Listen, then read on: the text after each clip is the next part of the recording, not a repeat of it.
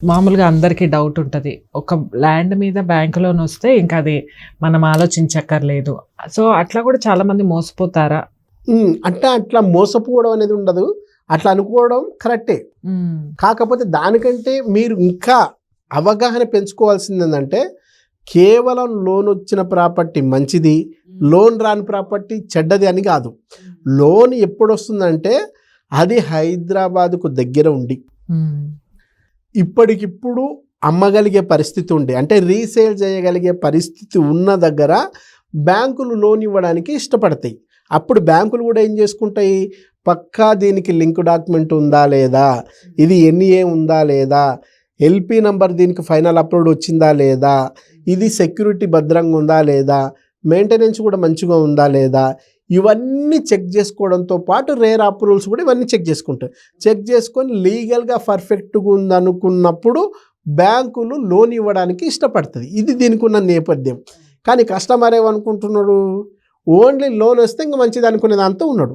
అట్లా అనుకొని చెప్పేసి ఆయనకు అవసరం లేకపోయినా ఎక్కువగా రేటు పెట్టి, ఆయన ఉండేది ఒరిజినల్గా ఆయన తీసుకునే ప్లాట్ ఇన్వెస్ట్మెంట్ ప్లాట్, కానీ ఈయన ఏం చేస్తున్నాడు, ఇల్లు కట్టుకునే ప్లాట్ కూడా తీసుకుంటున్నాడు.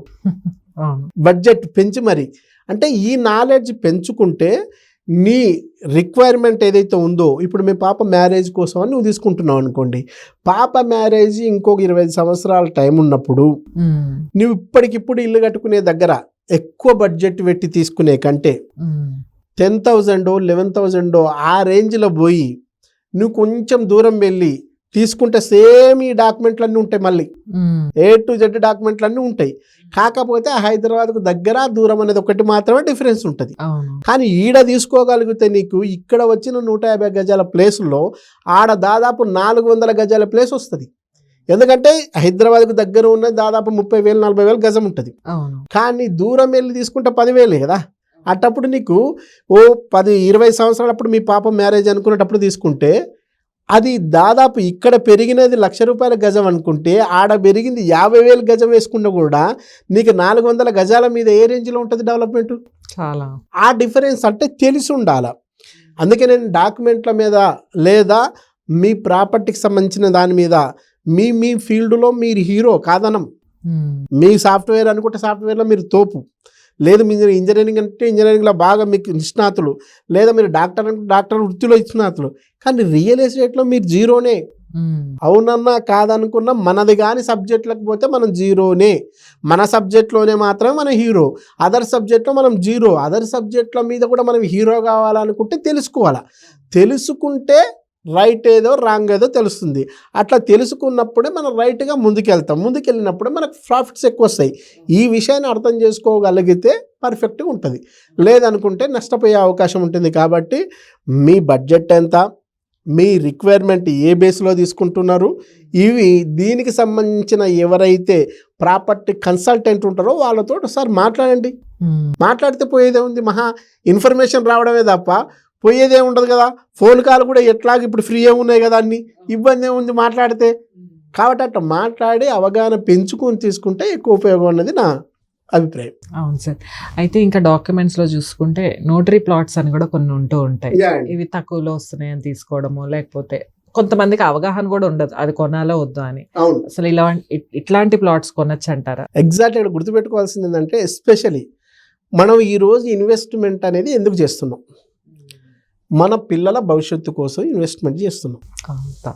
సో మన పిల్లల భవిష్యత్తు బాగుండాలనే ఉద్దేశంతో మనం అక్కడ ఇక్కడ దాచుకొని, సినిమాలకు వెళ్తే డబ్బులు ఖర్చు అవుతామని, బాగా తింటే ఖర్చు ఎక్కువ అవుతుందని, అన్నీ ఒక రకంగా వినోదాన్ని తక్కువ చేసుకొని పైసా చూడబెట్టుకొని చిట్టి కూడా లిఫ్ట్ చేసుకొని మరి ప్రాపర్టీ తీసుకుంటున్నాం.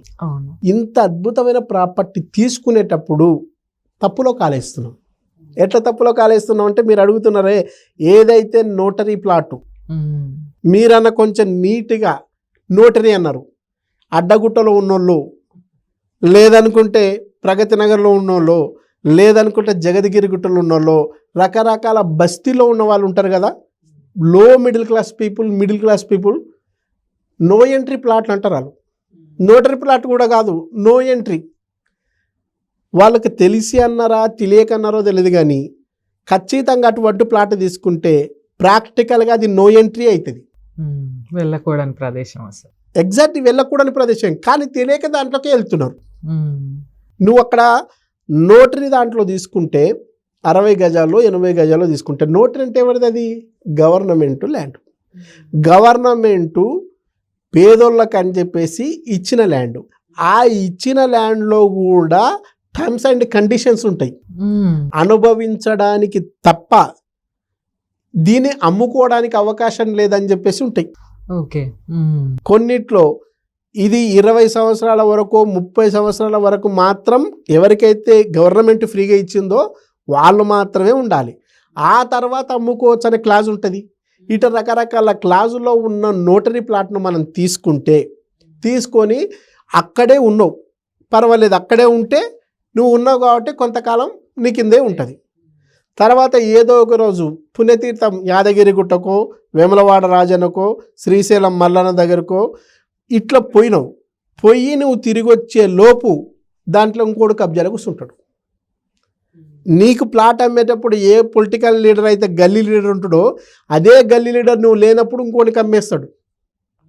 నువ్వెచ్చి లబోదిబ్బమని ఇది నా ప్లాటు అంటే నీ దగ్గర అమ్మిన పత్రం ఉంది, వాడికి కూడా ఇంకో అమ్మినోడు ఉన్నాడు, ఎవడి కబ్జాలో ఉంటే వాడిది అయితే తప్ప నీది ఎట్లయితుంది? అప్పుడు నోటరీ కాస్త నో ఎంట్రీ నీకే అవుతుంది. కాబట్టి నా సజెషన్ ఏంటంటే సాధ్యమైనంత వరకు ఆ నోటరీ ప్లాట్ మీద నువ్వు ఇల్లు కట్టుకుంటావంటే లోన్ ఇయ్యరు. ఆ నోటరీ ప్లాట్ మీద ఎవరికైనా సెక్యూరిటీ డిపాజిట్ పెట్టి నీ కొడుకునో కూతురునో హయ్యర్ స్టడీకి పంపిద్దామంటే లోన్ ఇవ్వరు.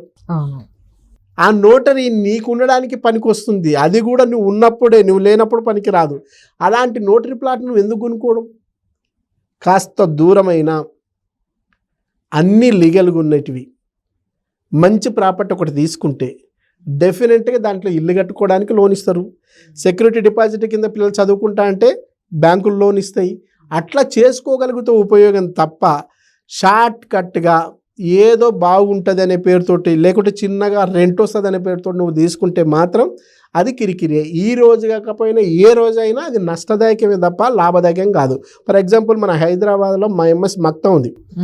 ఆ ఎంఎస్ మక్తాలో నోటరీ ప్లాట్ ఒక 20 సంవత్సరాల క్రితం తీసుకున్న పర్సన్ను మనం కంపేర్ చేస్తే అదే 20 సంవత్సరాల క్రితం హైటెక్ సిటీలో వచ్చి జస్ట్ 8,500కే 150 గజాల ప్లాట్ తీసుకున్న పర్సన్ పరిస్థితి ఎట్లుంది, అక్కడే నోటరీ ల్యాండ్ తీసుకున్న పరిస్థితి ఎట్లుంది? కాస్త దూరమైన హైదరాబాద్ విస్తరణ అనేది రోజు రోజుకి వేగవంతంగా పెరుగుతుంది. అటువంటి దగ్గర నువ్వు ప్లాట్ తీసుకుంటే ఈ రోజు కాకపోయినా రేపటికైనా డిమాండ్ వస్తుంది. కానీ ఈరోజు దగ్గర ఉందని ఏకైక రీజన్ తోటి నోటరీలో ఎన్ని నష్టాలు ఉండవో తెలుసుకోకుండా నువ్వు తీసుకుంటే ఏ రోజుకైనా నష్టపోతావు, దానివల్ల నీకు ఉపయోగం ఉండదు. అది ఎప్పుడు మనది కాదు. భాగ్యలక్ష్మి బంపటరాలా కాదు, ఎప్పుడు ఉంటుందో ఓడికిపోతుందో తెలియదు. అది కరెక్ట్. కాబట్టి నోటరీ వైపు పోకపోతే బెటర్. ఇంకా చాలా మంది నా దగ్గర 2 లక్షలే ఉన్నాయి, 3 లక్షలు చిన్న చిన్న ఉద్యోగాలు చేస్తూ ఉంటారు, 10,000కి 20,000కి. వాళ్ళ సేవింగ్స్ కూడా చాలా తక్కువగా ఉంటాయి. వాళ్ళ దగ్గర ఎంతో కొంత డిపాజిట్ ఉంటుంది. అరే వాళ్ళకు కూడా ఆశ ఉంటుంది, ఏదో కొంచెం ఎక్కడైనా పెడితే మాకు వచ్చే సంవత్సరానికి కొంచెం ఎక్కువ అవుతుందేమో అని. ఇలా తక్కువ ఇన్వెస్ట్మెంట్స్తో కూడా ల్యాండ్స్ కొనొచ్చా? తక్కువ ఇన్వెస్ట్మెంట్తో కాదు, ఒక్క రూపాయి కూడా లేకుండా. నేను చెప్తున్నా, బాగా గుర్తుపెట్టుకోండి మేడం, తక్కువ ఇన్వెస్ట్మెంట్ కాదు, ఒక్క రూపాయి కూడా నీ దగ్గర లేకపోయినా సరే ప్లాట్ తీసుకోవాలి, ప్రాపర్టీ తీసుకోవాలనే ఆలోచన ఉంటే నన్ను కన్సల్ట్గా.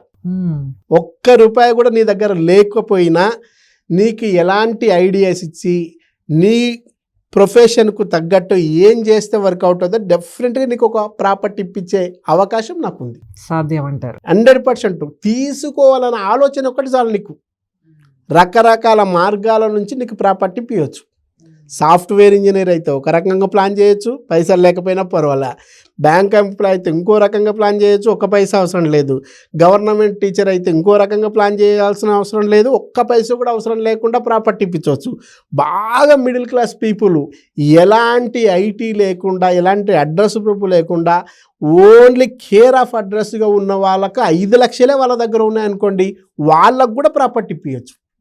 లేదు 2 లక్షలే ఉన్నాయనుకో, వాళ్ళకు కూడా ప్రాపర్టీ ఇవ్వచ్చు.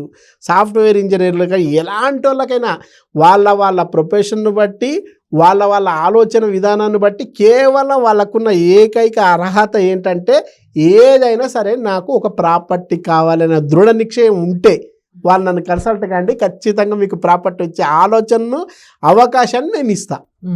నాట్ ఓన్లీ ఎంప్లాయీస్, ఎలాంటి ఎంప్లాయీస్ కాకపోయినా కూరగాయల వ్యాపారులకు కూడా మనం ప్లాన్ చేయొచ్చు, లేదు వెండర్స్ కూడా మనం ప్లాన్ చేయొచ్చు. ఎవరికైనా తీసుకోవాలి, ప్రాపర్టీ తీసుకోవాలని నా ఉపయోగం, నా పిల్లలు బాగుండాలి, నేను బాగుపడాలి అనుకుంటే చాలు, అటువంటి వాళ్ళకి మనం ప్రాపర్టీ ఇప్పించచ్చు, ఎంతకైనా ఇప్పించచ్చు. ఎందుకంటే హైదరాబాద్లో మొత్తం 50 లక్షలు ఉంటేనే ప్రాపర్టీ కాదు, షాద్నగర్లో 30 లక్షలు ఉంటేనే ప్రాపర్టీ కాదు, బాలానగర్లో 20 లక్షలు ఉంటేనే ప్రాపర్టీ కాదు, సదాశివపేటలో 15 లక్షలకే ప్రాపర్టీ కాదు, యాదగిరిగుట్టలో 12 లక్షలకే ప్రాపర్టీ కాదు, ఇంకో దగ్గర 5 లక్షలకు, 2 లక్షలకు, 10 లక్షలకు, 20 లక్షలు, 50 లక్షలు, కోటి, ఎంతకైనా మనం ప్రాపర్టీ ఇప్పించవచ్చు.